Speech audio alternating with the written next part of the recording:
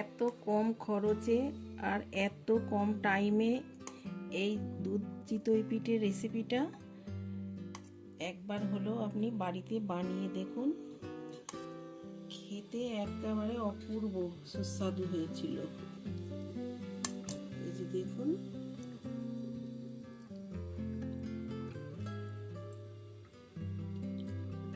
অনেক সিম্পল। রেসিপিটা বানানোর জন্য এখানে আমি একটা মিক্সার জার নিয়ে নিয়েছি, আর জারে আমি 1 কাপ সুজি ঢেলে দেব।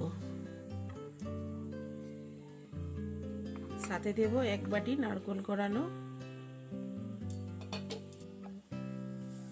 স্বাদ মতো লবণ দেব। ওই কাপের হাফ কাপ দুধ দিয়ে দেবো। দুধটা কিন্তু ঠান্ডা। এবার আমি এটাকে মিক্সারে পিষে নেব।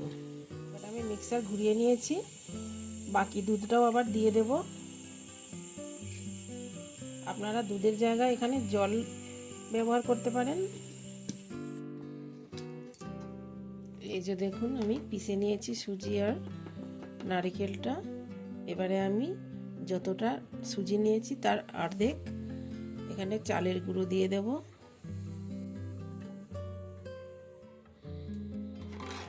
এবারে আমি আর একটু দুধ ঢেলে দেব।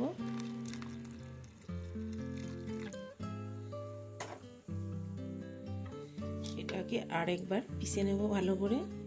এবারে এই মিশ্রণটা আমি একটা পাত্রে ঢেলে নেব। এই যে দেখুন এর ঘনত্বটা কিভাবে রেখেছি আমি।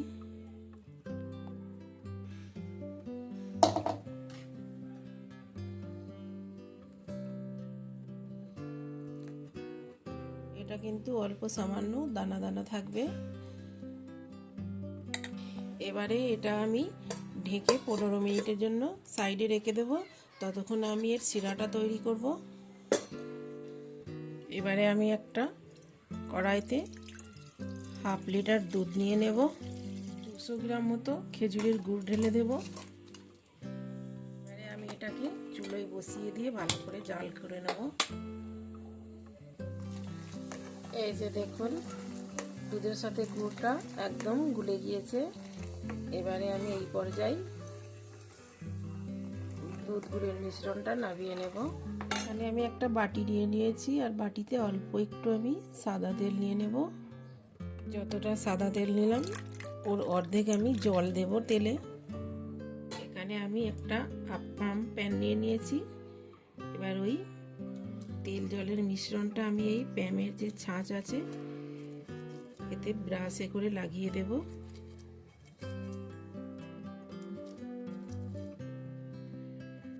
এখানে মিশ্রণটা 15 মিনিট হয়ে গেছে। এখানে আমি 2 চুটকি বেকিং পাউডার দিয়ে দেব।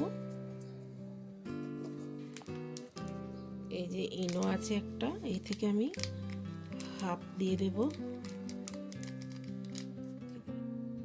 4 চামচের 1 চামচ মতো জল দিয়ে দেব।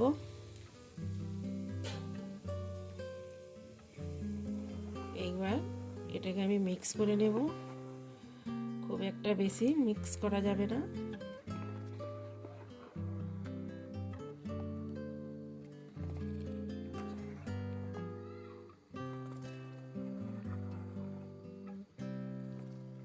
এই যে মিক্স হয়ে গেছে।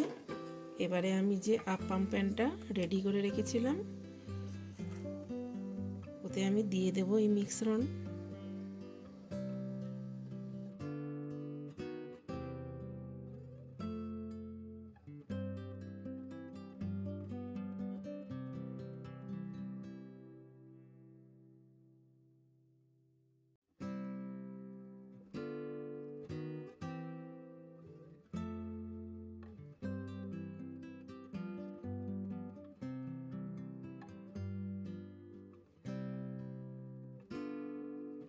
এবারে আমি এটাকে ঢাকনা লাগিয়ে গ্যাসের চুলোয় মিডিয়াম ফ্লেমে 5 থেকে 6 মিনিটের জন্য কুক করে নেব। 5 মিনিট পরে এগুলো দেখুন কি সুন্দর ফুলে হয়েছে। এই যে এবারে আমি এগুলো নামিয়ে নেব।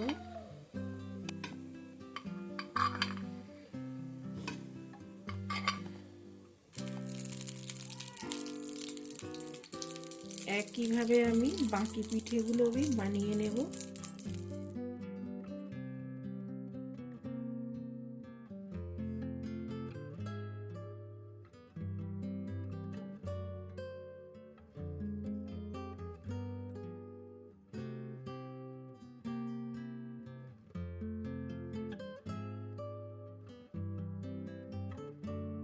এই যে দেখুন কি সুন্দর জালিদার আর ফুলে উঠেছে, দেখুন সব এগুলো হয়ে গেছে। এগুলো আমি নামিয়ে নেব।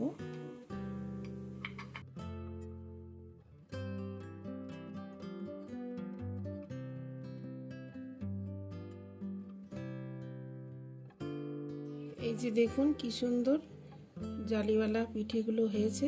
এবার আমি একটা ভেঙে দেখাচ্ছি।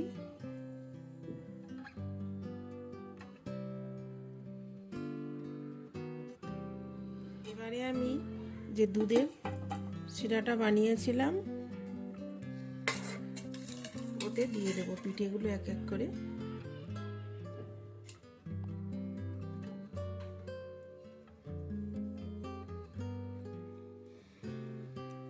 এই যে পিঠেগুলো আমি সব দুধে ভিজিয়ে দিয়েছি। এবারে আমি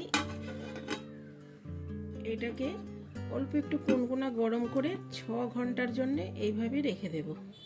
পরে ফিরে এলাম বন্ধুরা, দেখুন কি সুন্দর হয়ে গিয়েছে ভিজে চিতই পিঠেগুলো, এত সুন্দর লোভনীয় হয়েছে।